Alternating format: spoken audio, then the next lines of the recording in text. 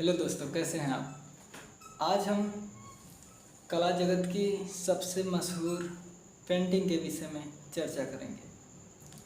तो पूरे विश्व में सबसे मशहूर पेंटिंग जो लूव्र संग्रहालय पेरिस में रखी हुई है, तो उसी के विषय में हम चर्चा करेंगे। तो अब आप जान गए होंगे कि हम किस पेंटिंग के विषय में बात कर रहे हैं, जिसको बनाने वाले लियोनार्डो दा विंची जी हैं। बिल्कुल, हम उसी रहस्यमयी मुस्कान और रहस्य के अथाह सागर में सभी कलाकार को डुबोने वाली वो जो पेंटिंग है, हम उसी की बात कर रहे हैं। उसका नाम है मोनालिसा। जबकि भारत के लोग उसे मोनालिसा कहते हैं, लेकिन इटली में उसका जो सही नाम है वो है मोनालिजा। अब प्रश्न ये उठता है कि मोनालिसा है कौन? किस स्त्री को लियोनार्डो विंची मॉडल के रूप में बिठाकर बनाए थे? वो व्यापारी की पत्नी थी या एक बाज औरत थी जिसके बच्चे नहीं होते हैं, या वो औरत थी, या लियोनार्डो दा विंची जिस शासक के यहाँ काम करते थे या उसकी पत्नी थी? ये प्रश्न बहुत विवादित प्रश्न रहा है, और ऐसी मशहूर पेंटिंग का विवादित होना बड़ी बात नहीं है। तो देखिए, जो ये मोनालिसा है, इसका नाम है लीसा घिरडार्डिनी। क्या लीसा घिरडार्डिनी? ये एक व्यापारी की पत्नी थी। ऐसा माना जाता है, देखिए कुछ दंत कथाएं इसके बारे में ऐसे हैं कि इसको बच्चे नहीं हो रहे थे, इस कारण हमेशा बहुत दुखी रहती थी। तो जो सबसे प्रमाणित चीज़ मिली है, हम उस पर बात करते हैं। बाकी दंत कथाएं तो बहुत चलती हैं, बहुत फेमस हैं भारत में। तो देखो, जो ये लीसा घिरडार्डिनी जी हैं, ठीक है, ये पेंटिंग रहस्यमयी मुस्कान कैसे बनी? लियोनार्डो दा विंची एक लेखक थे। उन्होंने अपनी सभी कृतियों के बारे में लिखा, लेकिन मोनालिसा के बारे में कहीं कुछ भी नहीं लिखे हुए हैं। मोनालिसा के बारे में अध्ययन करते हुए मिला है कि 23 जून 1852 ईस्वी को लुक मासेरो नामक व्यक्ति जो था, वो लूव्र संग्रहालय के चौथी बिल्डिंग से कूदकर अपनी जान दे दी थी। और वो मरने से पहले एक पत्र उस मोनालिसा जहाँ पर संग्रहित है उसके पास रखा था, और मरने का कारण उसने बताया मुस्कान। मोनालिसा का जो मुस्कान था, वो उसमें इतना पागल हो गया था कि उनकी मुस्कान से उसे बेहद प्रेम हो गया था। और उसे ना मिलने के कारण, क्योंकि वो तो एक पेंटिंग है, लेकिन उस पेंटिंग को वो सजीव रूप में देखता था, और मोनालिसा के ना मिलने पे वो चौथी बिल्डिंग से कूदकर जान दे दी। मोनालिसा के बारे में लव लेटर मिलना, फूल मिलना, पत्र मिलना, ये सब स्वाभाविक सी बात है, क्योंकि जो दर्शक लोग देखने जाते हैं वो लोग वहाँ पर लेटर, पुष्प, ये सब चीज़ें अपने आस्था के अनुसार रख देते हैं, जैसा जिसके मन में भाव होता है। लेकिन 2000 में एक हैं डॉक्टर मार्गेट, इन्होंने मोनालिसा पर अध्ययन किया और इन्होंने कहा कि जो मोनालिसा की रहस्यमयी मुस्कान है, रहस्यमयी मुस्कान जैसा उसमें कुछ भी नहीं।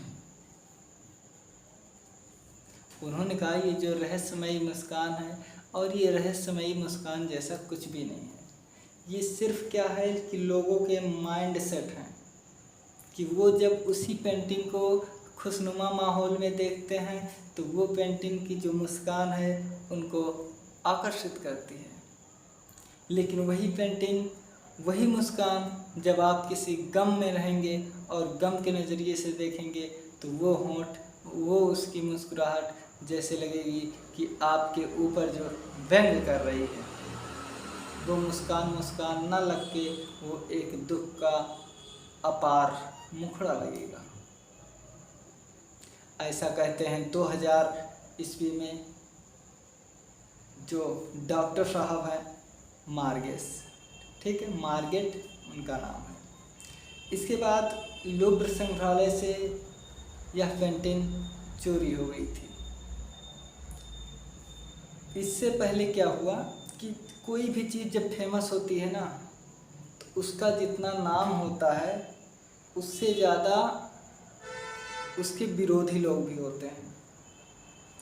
तो इस दौरान जो है 1956 ईस्वी में एक बाल्मियन टूरिस्ट थे जिन्होंने मोनालिसा की पेंटिंग पर पत्थर मार दिया था। और आप पेंटिंग में देखेंगे ऐसे जहाँ पर हाथ की हुई है तो इस उंगली पर जो है वो पत्थर लग गया था, इसलिए वहाँ पर थोड़ा सा रंग डैमेज हो गया, लेकिन उसको कवर कर दिया गया है। अगर आप सूक्ष्म दृष्टि से देखेंगे तो वो आपको दिखेगी।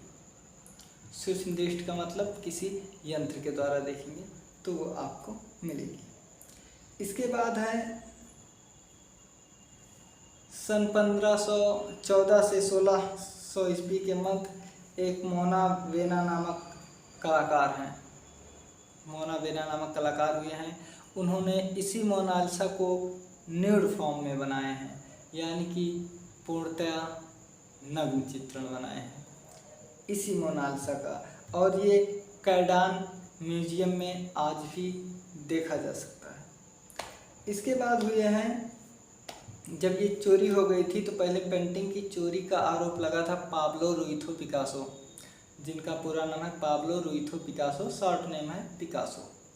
इनके ऊपर चोरी का इल्ज़ाम लगा था, लेकिन ये चोरी किए नहीं थे। तो पूछताछ के दौरान पता चल गया कि इसके चोरी जो है लियोनार्डो पिकासो जी नहीं किए हैं, तो उनको छोड़ दिया गया। तो ये चोरी किया कौन है? तो 21 अगस्त 1911 ईस्वी में सेंसिन जियो पेरुगिया, सेंसिन जियो जो है वो पेरुगिया के थे, उन्होंने इस पेंटिंग को चुरा लिया था। अब प्रश्न ये उठता है कि उस पेंटिंग को चोरी कैसे किया, और उस पेंटिंग को अगर चोरी किया तो वो पेंटिंग फिर पकड़ी क्यों गई? तो लियोनार्डो दा विंची थे इटली के, ये बनाने वाले कलाकार थे इटली के। तो ये जो महोदय जी थे इन्होंने 1911 में इसलिए चोरी कर लिया क्योंकि इनका मानना था कि ये इटली की धरोहर है और ये पेरिस में क्या कर रही है, लूव्र संग्रहालय में क्या कर रही है, इसे तो हमारे यहाँ इटली में होना चाहिए था। तो उसी लूव्र संग्रहालय में के ये कर्मचारी थे। तो जब संग्रहालय बंद होने को हुआ तो ये एक कमरे में छिप गए और उसी रात अपने कोट के, जो कोट पहना जाता है, अपने कोट के अंदर जो है उस पेंटिंग को रखकर और निकल गए। तो उस दिन तो जब चोरी हुई तो उस दिन कोई ज़्यादा ध्यान नहीं दिया, सोचे होंगे कि सफाई के दौरान कहीं रखा होगा। और लेकिन जब अगली सुबह हुई तब मोनालिसा की खोज होने लगी कि वो गई तो गई कहाँ। फिर 4 जून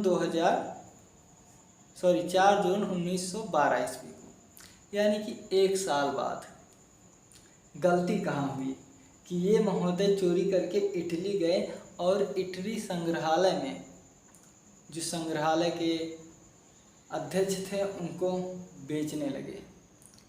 तो जब तक ये वहाँ पर बेचने जाते तब तक ये मोनालिसा की चोरी जो हुई थी, इस पेंटिंग की आग जंगल में जैसे आग लगती है फैल जाती है, उसी तरह से जंगल की आग की तरह ये मोनालिसा की चोरी हुई पेंटिंग की खबर पूरे देश में फैल गई।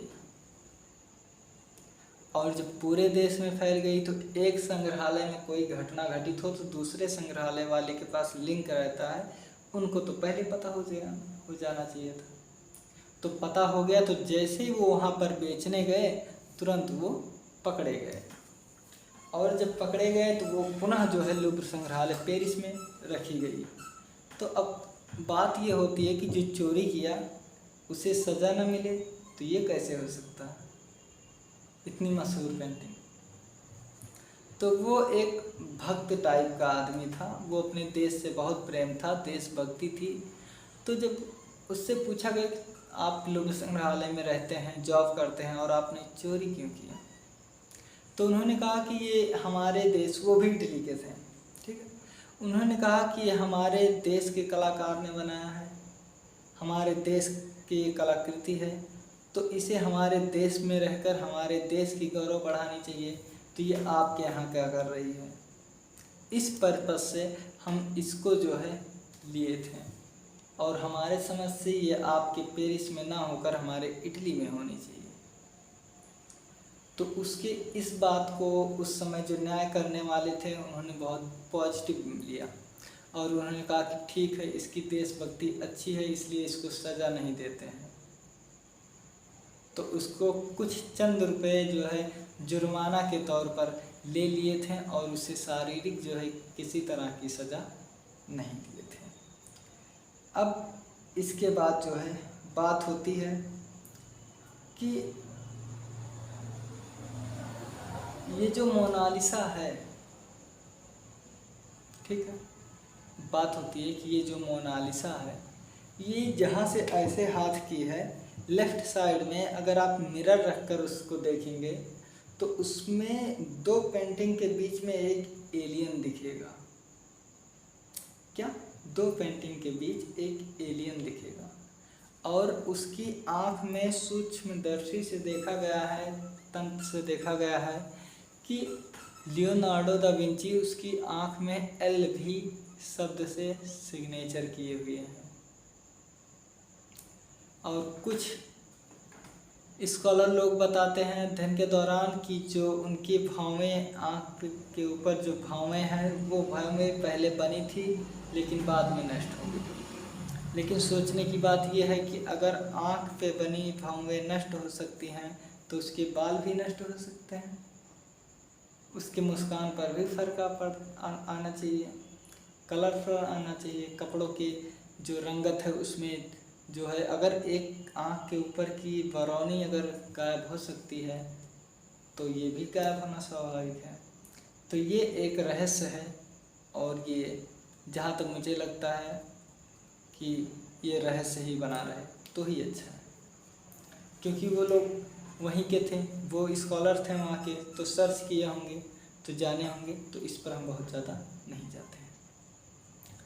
अब उसकी जो बैकग्राउंड में बना हुआ है, आम दृष्टि से देखने पे लगता है कि जो है दृश्य चित्र है, लेकिन वो दृश्य चित्र है। दृश्य चित्र के साथ साथ उस समय इटली में जो घटित हुई सारी घटनाओं का विवरण लियोनार्डो दा विंची जी उसमें समाहित किए हुए हैं। इसके साथ ही साथ 11 से 12 कोड उस पर जो है लगाए हुए हैं।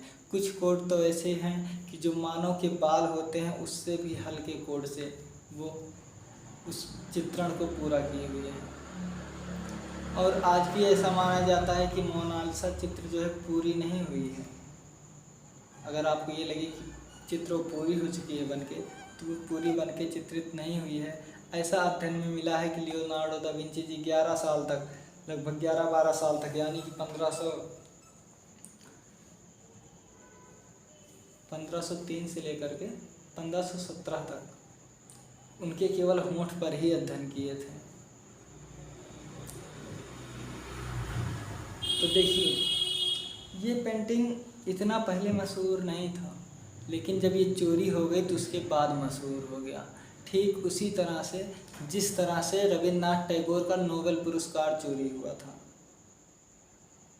ठीक है, किसका? रविन्द्रनाथ टैगोर का नोबेल पुरस्कार भी चोरी हुआ था। ना मालूम हो तो हम आपकी जानकारी के लिए बता दें कि 2004 में ये पुनः मिला, उनका भी चोरी हो गया था।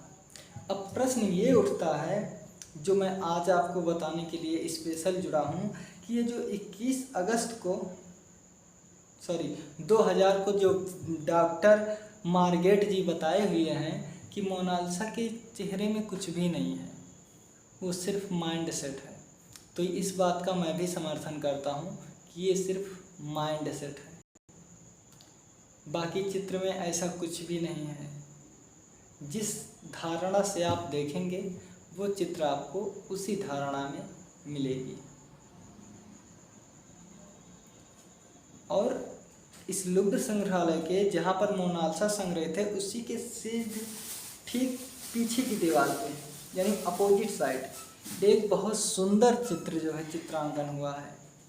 लेकिन अफसोस की बात ये है ना कि जो लोग जाते हैं वो अगर 100 लोग में 97 लोग मोनालिसा की पेंटिंग देख रहे हैं तो 1 2 3 लोग जो है पीछे दीवार पर देखते हैं।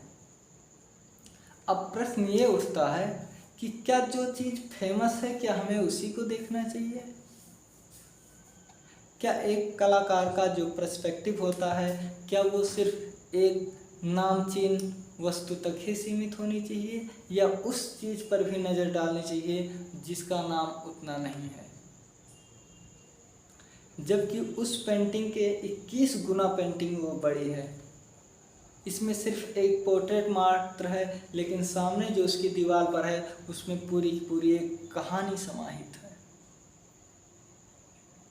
जो लोग देखने जाते हैं वो मोनालिसा को ही देखते हैं तो सामने की दीवार पर देखना भूल जाते हैं। फोटो खिंचाते हैं तो मोनालिसा के साथ।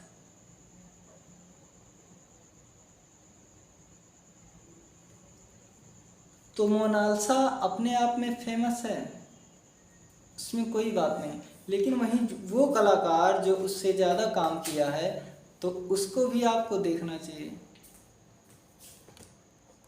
तो आप जब वहाँ पर जाना हुआ तो उसके सामने जो पेंटिंग है ना वो बहुत ही कथानक पूरा आधारित है। आप उस पर जाइएगा और देखिएगा। बाकी आशा है कि जानकारी आपको अच्छी लगी होगी। वीडियो को लाइक कीजिए और चैनल को सब्सक्राइब कीजिए। टेक केयर, अपना ख्याल रखना और शेयर कीजिए। जय हिंद दोस्तों। भारत माता की जय।